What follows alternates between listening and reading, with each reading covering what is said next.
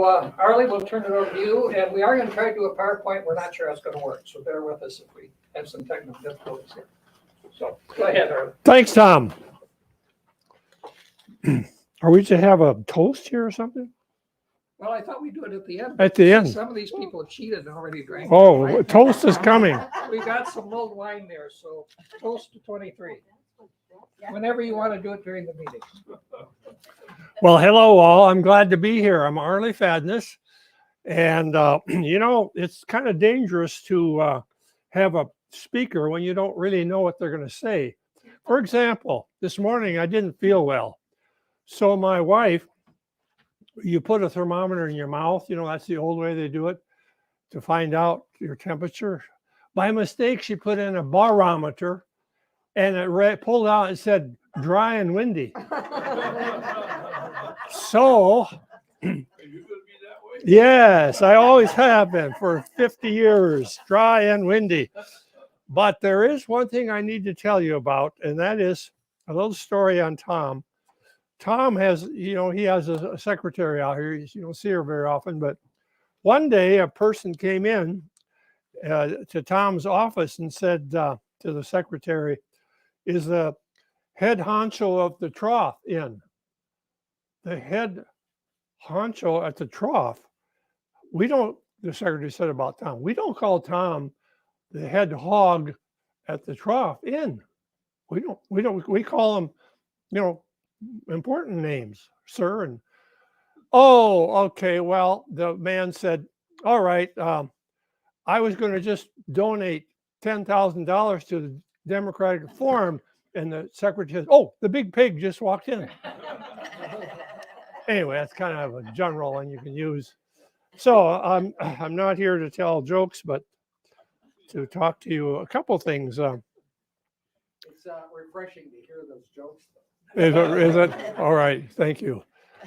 I'm going to say a few words about the South Dakota Humanities, and then we'll do the program, which is about the book, and the books are over here. And then at the end, I want to share a couple things about what I'm working on, which you may be interested in.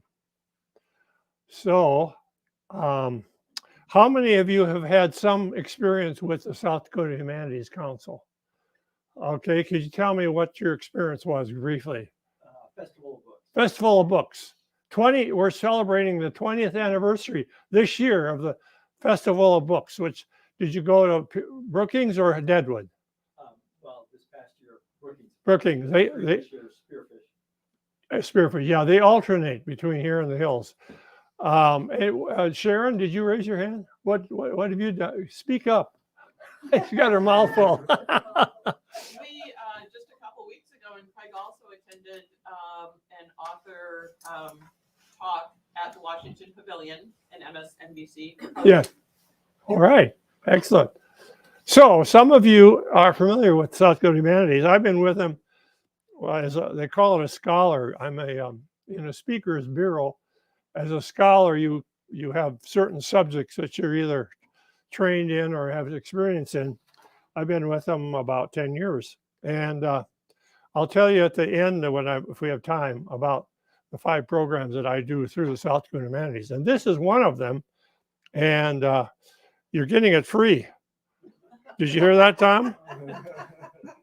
Ordinarily, you pay a fee and so on. So, South Dakota Humanities deals with, of course, the humanities, which has to do with literature, history, philosophy, the culture of South Dakota. Great programs. There are about 60 of us that are considered scholars or presenters. And, for example, one of those is Phyllis Schrag from Ames, Iowa. She does one. It's entitled Mirror, Mirror on the Wall, I Am My Mother After All. And Jerry Fogg, he and Anne, I can't pronounce her last name, Dylan Schneider. They do a program on the Hiawatha Indian Insane Asylum outside of Canton. I went to school at Canton for 4 years and never knew 2 miles over once existed the Hiawatha Indian Insane Asylum. They do a great job. They're called the keepers of the memories of what happened there. But anyway, 2 examples of speakers. There are 60 of us and a variety of topics. So you can look us up online. And if you want a program, why work with Deb Delaney there and she'll line you up and get a program like me. Well, you'll see. That's probably all I want to say about the South Dakota Humanities. But I'm here today to share one of the programs that Humanities supports and has to do with the subject of happens to be the book. And I have another book there. I'll tell you about that later. Wrote some years ago, and I'll tell you the reason why that got written. So I'm going to follow my notes here because I'll stray. I have a tendency to stray, stray. So I'll go from here. Let's see. Now we got to make sure. Boy, technology and me are. Can we get it going, Tom? I have a story to tell you, and here's the story. It's coming about. Can any of you see the screen? You'll have to turn and look, face the screen. Yeah, we're doing a split screen, and go up to start the slide. There we go. All right. This is a true story, and it happened by chance. At least I found out about it, and I just lost. Can we keep some lights on or not? Jim, I'm not through yet. Okay. I will squint. Go ahead, shut them off. We want you to be sure you can see. Now I'll kind of stoop over here. I have a story to tell that was almost lost in history. It's about this 17-year-old second-generation Norwegian lad from Madelia, Minnesota. His name is Asle Sorbel. It's pronounced Asle Sorbel. Well, one fateful day, September 21st, 1876, Asle Sorbel would meet up with 4 desperate men who would change his life forever.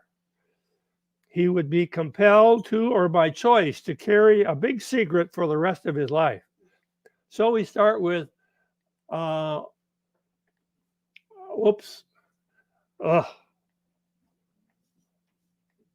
we start with Asle Sorbel's parents, Dad, Ole Sorbel, and Mother Guri. They immigrated from Hallingdal and Sigdal, Norway in 1856. So Ole Sorbel leaves this rural place in, boy, this is tricky. There we go.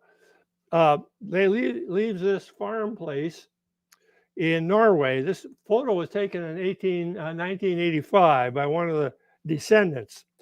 And they sail for America. While sailing, Ole's first wife, Julia, she dies at sea. But then later on in America, Ole sends for his late wife's sister, Guri Asdottir Redelin, from Sigdal, Norway. She arrives, they marry, the couple gives birth to 8 children, and Asle Sorbel is one of them. All right.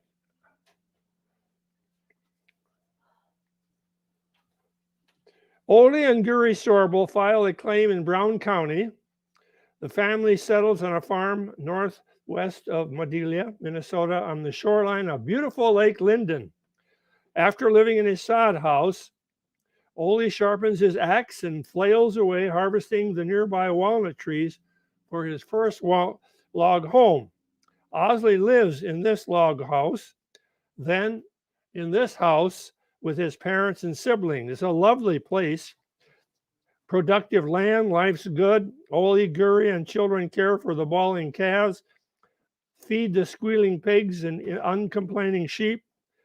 They they take care of their gardens and fields of corn, wheat, oats, and barley to harvest. There are chores to do in the morning and evening, milking contented cows and feeding hungry livestock. Someone must turn the butter, do the canning, make the soap, prepare the cheese, card and spin the wool, dye the fabric, and haul the water. Busy, lovely, all is serene. Thank you. But not for long. 90 miles east of the Sorbel farm on September 7th, 1876 in Northfield, Minnesota, 8 outlaws, Jesse and Frank James, Bob, Jim, and Cole Younger, Charlie Pitts, Bill Chadwell, and Clell Miller ride across this bridge over the Cannon River into Northfield.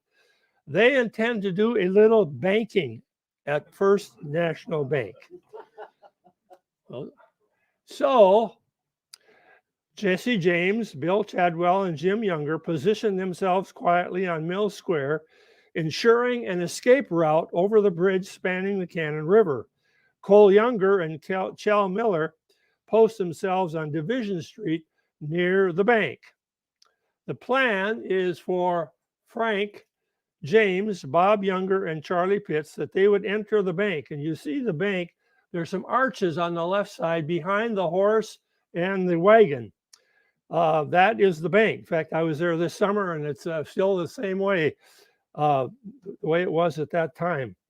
Well, the plan is to steal what was estimated to be $15,000 to $25,000.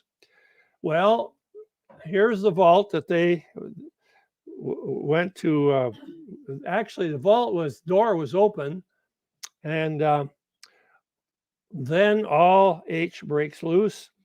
The outlaws blast away.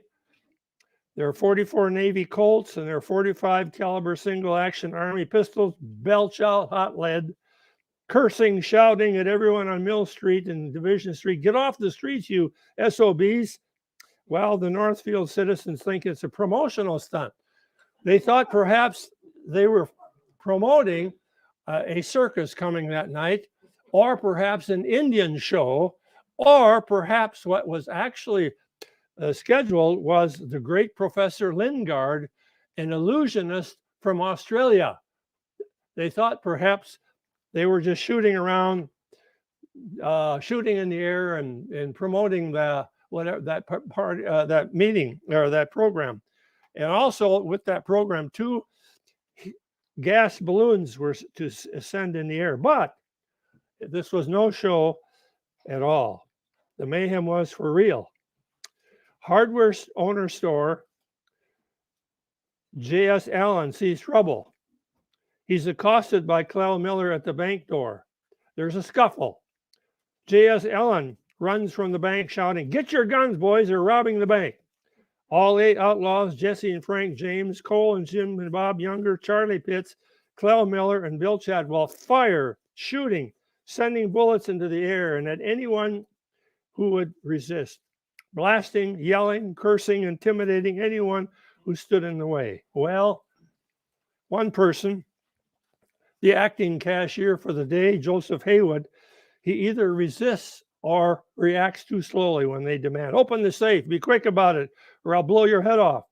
Joseph Haywood was the acting cashier for the day. He was the treasurer of Carleton College and also the treasurer of the city. Well, Frank James pulls out his revolver. He hits him on the head with the butt of the revolver. Joseph Haywood falls to the floor. But the bankers actually outsmart the gang by telling them there's a time lock on the safe, even though it was actually unlocked in the open safe. They didn't know that. Next, the outlaws fire a slug at Alonzo Bunker, the bank's teller, hitting him in the shoulder as he dashes out the back door down the alley. The shot barely misses his would-be deadly subclavius artery. Frank Wilcox, the assistant bookkeeper, flees out the back door and runs across the alley to Ansel Manning's hardware store. Then in the melee, Haywood is shot and killed. Haywood is shot and killed. It is believed by Frank James. Cole Yonger, here, appointed guardian of the street, hollers at a guy that's walking along the street. It was a Swedish immigrant named Nicholas Gustafson. Get off the streets or you'll be killed. Well, Gustafson had ridden into town that morning with Peter Youngquist, who owned the only span of mules in the Swedish community nearby. And historians guess that Gustafson either ignored the warning or did not understand the command, since he was newly from Sweden. Some think he was drunk. All that this has been debunked. Gustafson does not leave the street, as he's been told in English. Cole Yonger lowers his revolver, pulls the trigger, or just as likely, Gustafson is shot in the crossfire. And that's controversy whether Cole Yonger actually shot him or was in the crossfire. Well, Nicholas Gustafson is mortally wounded. He doesn't die immediately. He goes down to the Cannon River. He washes the blood off his head, and then he's around for a while, and then he must have gone into must have gone unconscious because he ended up in the Norwegian hospital there in Northfield, Minnesota. Well, the mayhem in the First National Bank turns into a bust. The gang has miscalculated the mild-mannered Minnesotans.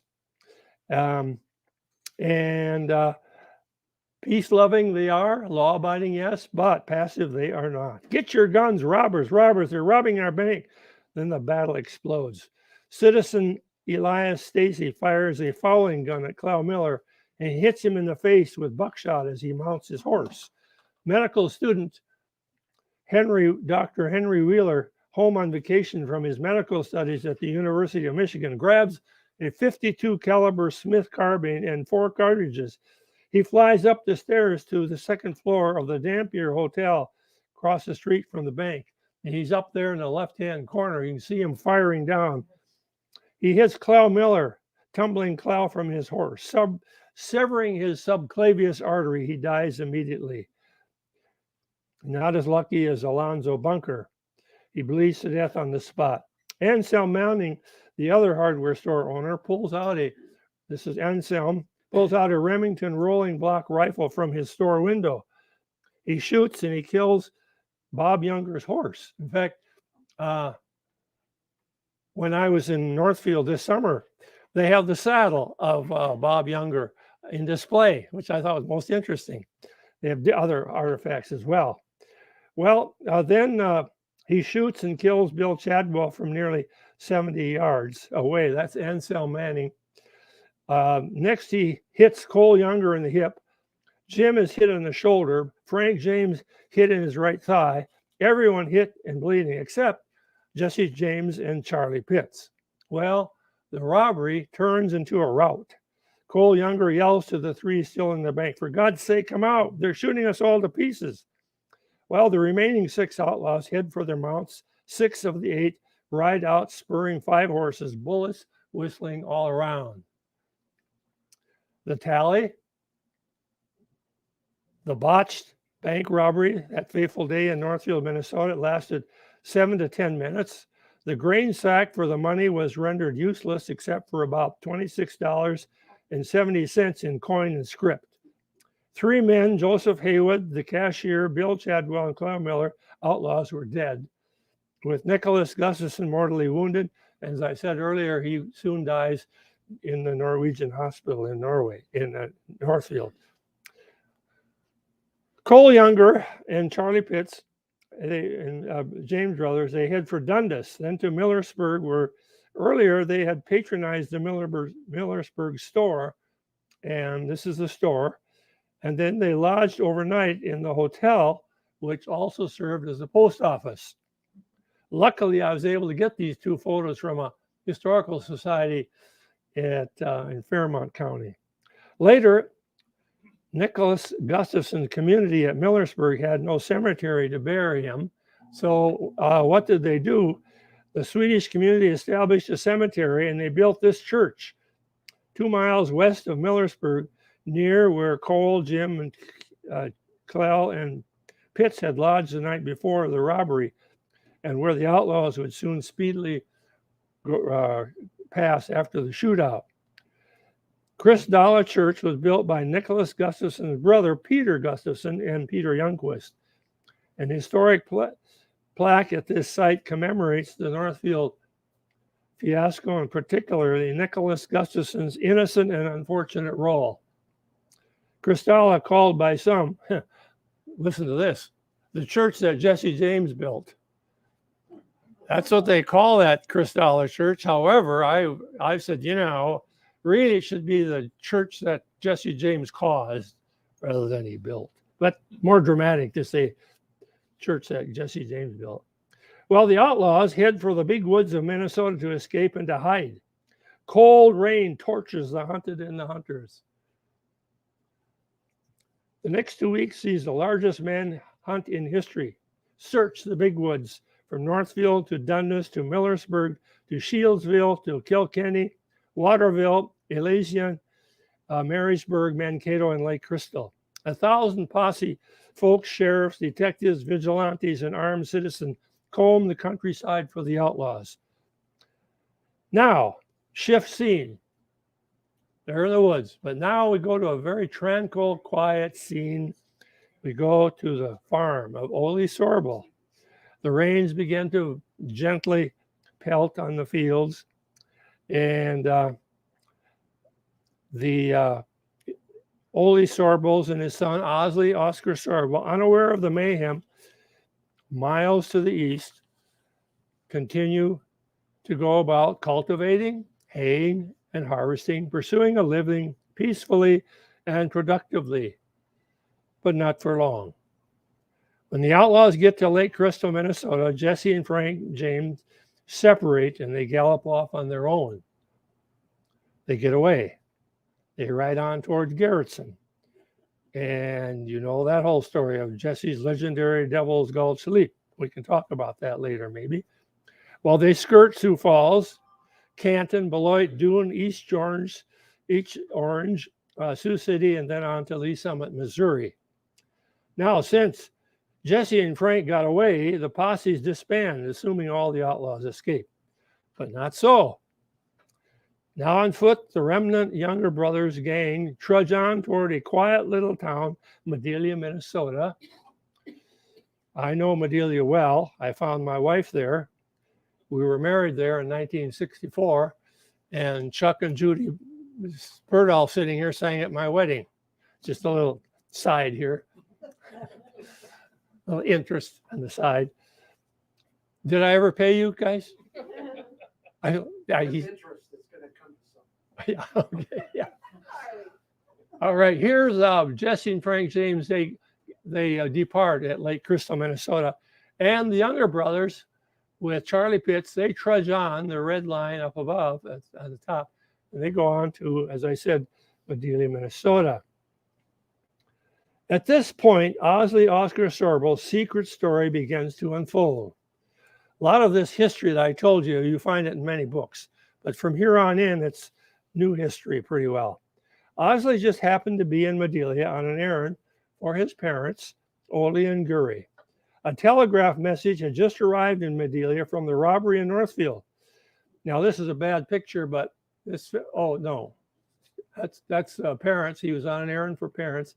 And this picture, rather fuzzy, is a former Yankee Colonel Thomas Vogt, V-O-U-G-H-T. He sees Asle, and he's the proprietor of the Flanders Hotel in Madelia. And he tells Asle, you better be on the lookout because the outlaws are coming this way. And also, there's another version of this story where Colonel Vogt and another fellow went to guard a bridge, and that Asle was herding cattle, and he went over in that area and talked to them. And they said, they're here because their outlaws are in the area. Well, here's what happened after that. It was morning when Asle and his dad, Ole, are milking the cows. And now I'm going to quote Asle's own recollection, which came years later. So he kept this secret until 1929. No one knew about any of this. Here's what he said just before 1930, before he died. Quote, "It was September 21st, 1876, just 2 weeks after the Northfield robbery, early in the morning, just after sunrise, my father had got up to milk the cows. By the way, it had rained for 2 weeks. It was a kind of drizzling rain falling night and day, and it was terribly muddy. We kept the cattle on the road north side of Lake Linden. I had gone into the barn with my milk cow when Jim Younger and Charlie Pitts came along. They went each on one side or the other of father, and they both stroked the cow's back. They said very cheerfully, 'Good morning,' to my father. I stood in the gate till they were out of earsight, and then I said to father, 'They were the two, them,' he used that English, 'them were the two robbers.' Father said he did not think so, as they looked like nice men. I went out to the road, and there were two prints showing in the mud, they having worn out their boots. I showed that to father, and I said, 'Look here, I will show you how nice they are.' 'Well,' he said, 'never mind, tend to your business.'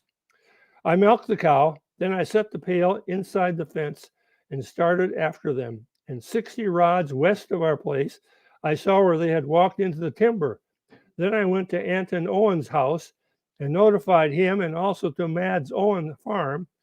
Then I went west 1 mile to Gutterson's Grove, where I went on top of the roof to see if they had left the timber. But I could not see the 3 roads from there, the one being to New Ulm, one to Madelia, and the other to Lockstock. Then I went east again on top of the big hill, and there I could see the 3 roads, but they had not left the timber. I went again to Anton Owen's house and told Anton Anderson, Jens Nilsson, and Iman Brustingen to be sure to get to the big hill and watch the roads, so the men would not steal a march onto us as I was going to ride to Madelia." End of quote. Then something else happened.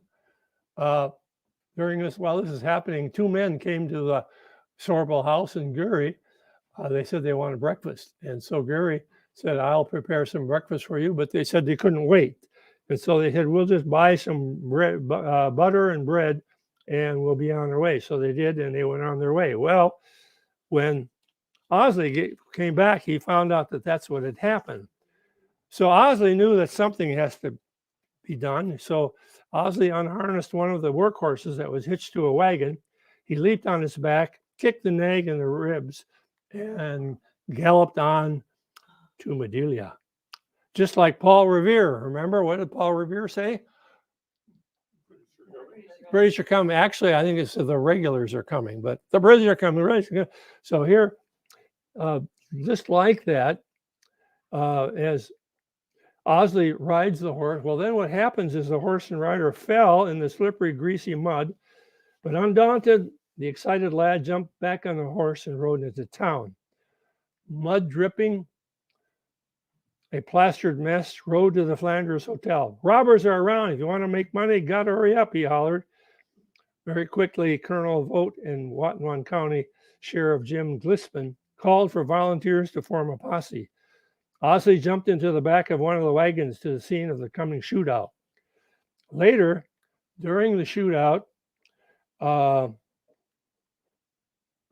too fast. Later, during the shootout, out of the 100 armed citizens, only 7 dared to go into the slough and shoot it out. They would later be known as the famous, magnificent Madelia 7. The 7 volunteered and found the gang hiding at the end of a slough near the Watonwan River. Bullets flew. Sheriff Glispan shoots Charlie Pitts, killing him. Jim Younger gets hit in the right thigh. Then a bullet tears into Jim Younger's left side of his jaw. Buckshot peppers Cole Younger. Then a bullet to the head knocks him out. Bob Younger takes a bullet to the right lung. Well, the gang finally gives up. They surrender. The shootout is over. There's Bob. The shootout is over. 1 dead, all wounded. They hand over their revolvers to the Sheriff Glispan. One of those revolvers, a .44 Colt, is on display at the Watonwan County Museum in Madelia. Well, Captain William Murphy, leader of the Madelia Seven, chastises the outlaws as they are being loaded up in the wagons. Boys, this is terrible. You see what lawlessness has brought you. Total count, 1 outlaw dead, 3 wounded. Back at Northfield, 2 outlaws dead, banker Haywood dead, and later Nicholas Gustafson would be dead. During the shootout, Asle held the posse's horses. He had said earlier, gee, I'd like to take a shot at them with Dad's old shotgun. Then Asle helped load Charlie Pitt's body into a wagon. Well, the Younger brothers pled guilty to avoid the death penalty. They had both sides, interestingly, had people that want them hung and other people who admired them and felt sorry for them. They were sentenced to Stillwater prison for life, but the Younger brothers would never forget the name Asle Oscar Sorbel. The 17-year-old lad, the kid, the rat, the snitch who had, like a modern Paul Revere, had ridden into town shouting, the robbers are here, the robbers are here. And history would call Asle Sorbel the Paul Revere of Watonwan County to this day. Then a big problem. Asle's notoriety exploded. His photographs were on sale on all the trains, sold in bookstores. Oscar's photo was hawked all over the United States. His picture appeared in the daily newspaper in the fall of 1876 in Harper's Weekly and Frank Leslie's illustrated newspaper. So what happens? Asle, Oscar Sorbel, this is a photo that was taken just after the shootout in Madelia. He's still plastered with mud. He disappeared, vanished, gone. No one knows the whereabouts of Asle for 7 years. Well, even the prison, the Younger brothers had friends on the outside. They and the James brothers were still Southern heroes. So I've interviewed the descendants of Asle. And one of those, the late granddaughter, Evelyn Sorbel of Cottage Grove, Minnesota, told me when I interviewed her over the phone, she said that Oscar, she called him Oscar, was wary of reprisals by the Younger brothers gang. Grandson David Sorbel from Webster wrote in his memoirs, Asle had to drop out of sight for a time because of sympathy for the James gang. So what happened? Did Asle change his name? Was he given an alias for protection? Newspaper stories over the following years, Asle was referred to as Oscar Seaborn, Seeborne, Suborn, S-U, Seaburn, and simply Axel. Later official documents listed his name as Oscar Olson Suborn. So what happened? Did he join a circus? A sideshow? There were a lot of them in those days, traveling, entertaining groups. Granddaughter Mary Lou Harpstead, who is still living, by the way, she's in her 90s, of East Lansing, Michigan, she told me, she said this, quote, my Aunt Celia said that Asle Oscar was an excellent dancer, that he traveled with an entertainment group for jigger and tap dancer. In one of my presentations, I misspoke, and I said he was a jigger and a lap dancer. Not true. So then, what happened? Was he in a circus? He was gone. 7 years. I've interviewed the descendants, and they don't know where he went. But there's a clue. Asle explained later. He said, I was here. Where's here? Well, he said, before it was known, and then a friend of mine came up from Adelia and told it. He said, quoting, I was in Montana from 1879 to 1883, and a friend of mine came up and squealed, and some other outlaws got after me, and I had to leave, and then I returned in 2 days. So sounds like he went to Montana. Well, then what happened? Asle Oscar Sorbel was not necessarily in a circus or sideshow, but where was he? Well, of all places, South Dakota. He reappeared in Day County, South Dakota. How many of you know or heard of Day County, South Dakota? All right, good. That's a little colored in the right-hand, upper right-hand corner. A document that I found listed it as a homesteader in, of all places, funny name, Nutley Township. It was dated 1883. This telling entry simply said A.O. Sorbel. I found another entry which appeared in the Webster Journal in 1893. Quote, Sorbel tree claim is located in section 13 of Nutley Township. Asle and Minnie Sorbel paid $4 by law for timber culture to encourage the growth of timber on the western prairies.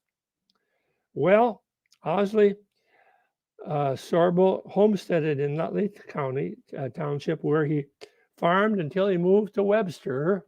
I was born in Webster. How many know of Webster? Okay, great town. Not because I was born there, but in fact, this week I did a 2 weeks ago I did a program up in Webster, and we found that lot, but that house is gone, and a new house had been built there.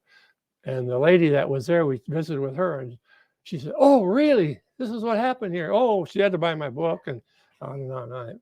And it's interesting to find people that had something to do with this great story.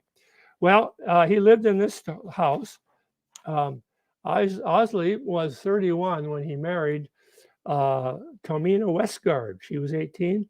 He married her July 11th in 1890. Asle and Tomina produced 8 children: Martin, Alfred, Cora. Do I have them up there? Yeah. Oh. Odd-looking children, aren't they? Oh. Here we go. Here we go. Martin, Alfred, Cora, George, Reuben, Celia, and John. A son, Donald, died at age 2.5.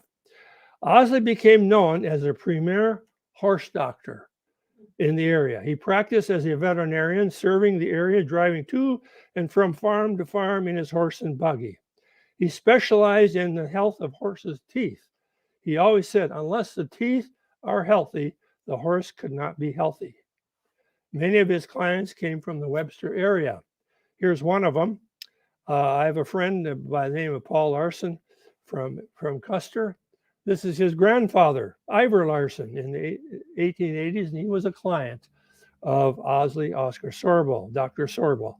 Also, Paul's dad, Oscar Larson, he was the son of Ivor Larson, was Sorbel's client. Here's a client, Oscar Larson, with his prize Percheron. The name of the Percheron was Ivanhoe. Oscar is shown here with a 6-horse hitch on a Boss Harrow. Doc Asle admired the Percheron breed. Another client of Sorbel's was August and Gina Hovland from Ortley, South Dakota.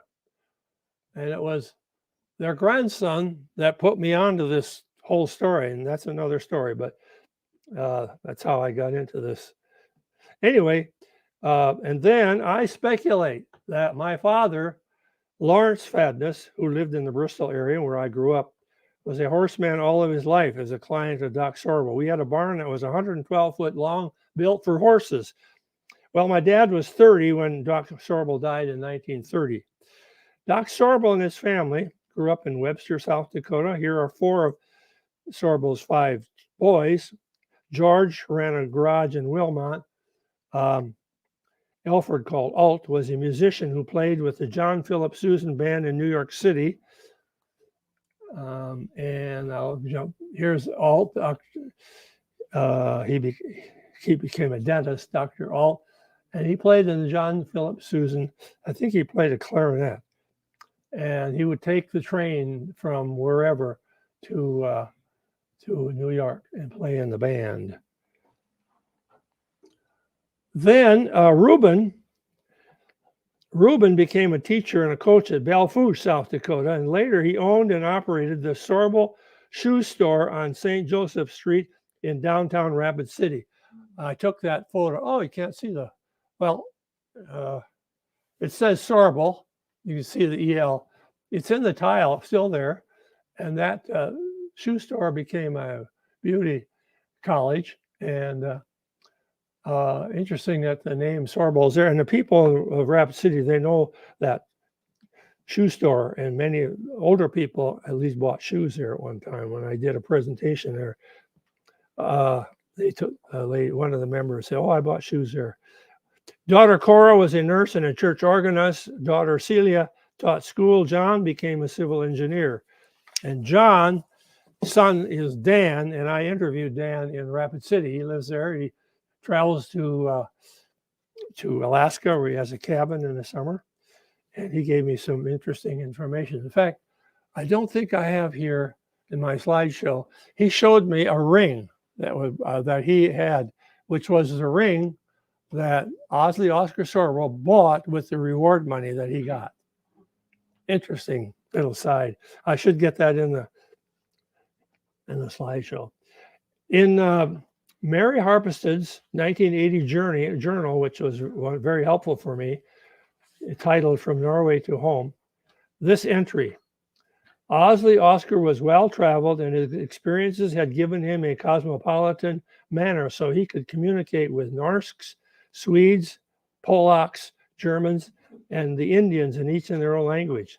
Oscar was very fond of music and loved to dance. When his daughter Celia Cora played the piano, be it Yankee Doodle or Near My God to Thee, Oscar would jig or tap dance. Notice I said tap dance, not lap dance. Asle built a large paddock on the south side of the railroad tracks near the Day County Fairgrounds in Webster, and he treated horses at this site. During the Day County Fair, he volunteered the use of his paddock for the 3-day event in the fall. Native Americans and their families with their ponies pitched their tents and camped on the grounds. Asle had a wolfhound dog that went with him. I quoted that. This is just a sample of the dog. Traveled with him on his rounds. He carried with him a .32 caliber revolver. And there's a story about one time he had to, he borrowed a team of horses from his wife, and they fell into some kind of a well. He couldn't get them out, so he shot them. I don't know. That's a crazy story, but he used a horse and buggy for many years until he brought his first Model T, and this is only a sample. It's not the actual one. Oscar Sorbel, the 17-year-old lad, kept the Paul Revere ride and all that transpired in Madelia all of his life.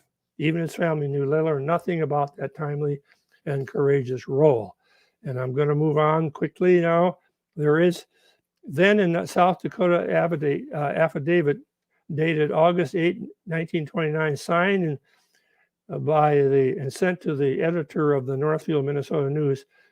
Asle Oscar admitted that being the person who caused the arrest and the conviction of the Younger brothers, and that there was no person such as Oscar Olson Suborn, but that was a name given me in the night of the confusion that then existed, and for different reasons did not want to make correction. He died in Webster in July 1930, on the anniversary of his wedding, oddly. The secret is no more, and it's out.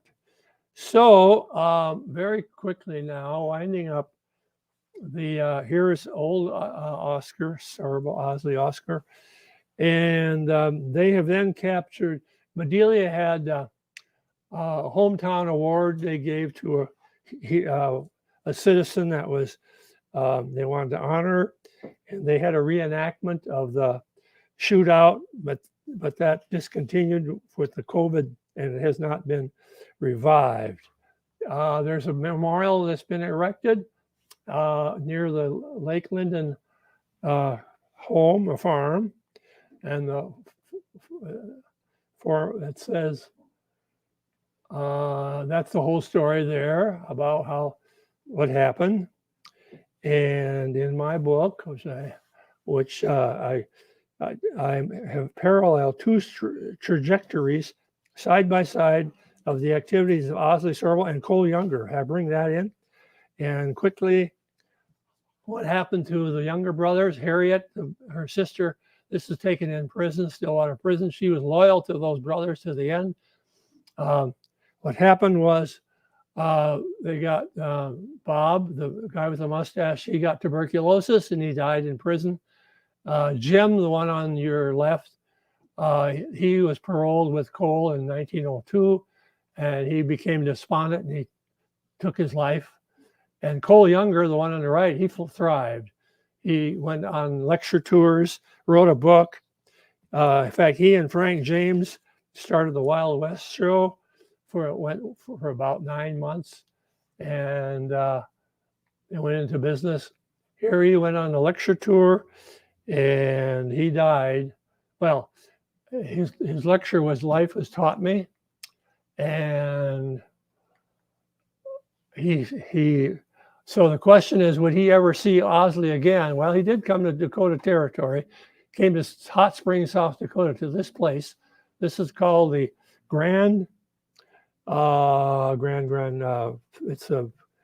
it's a theater there, and he gave a talk there, and I had an opportunity to give a talk in Hot Springs many years ago, and a lady there said, "Well, I have a copy of Cole Younger's speech that he gave in this place." So quite interesting. Now, here he is. He died when he died in 1916. He had 14 bullets in his body.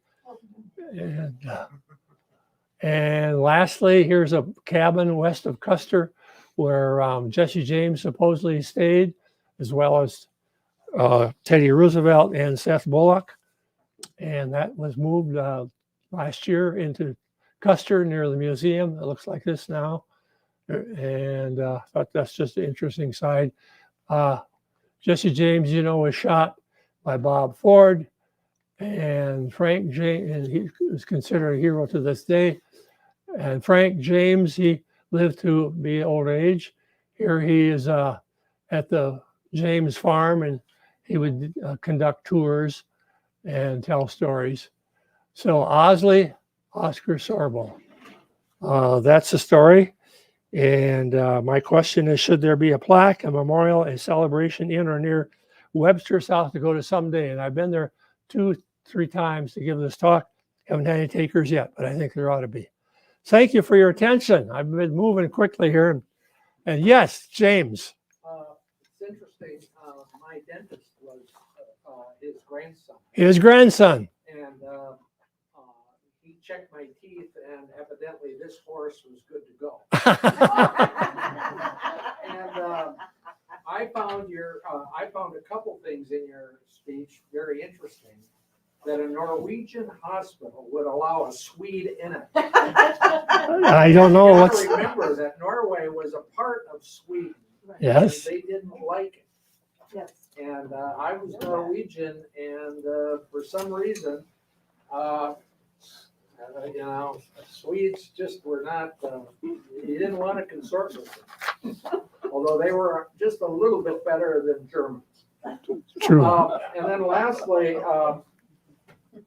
the bank that they hit had a kind of interesting story too, and I think you might have mentioned it in your book.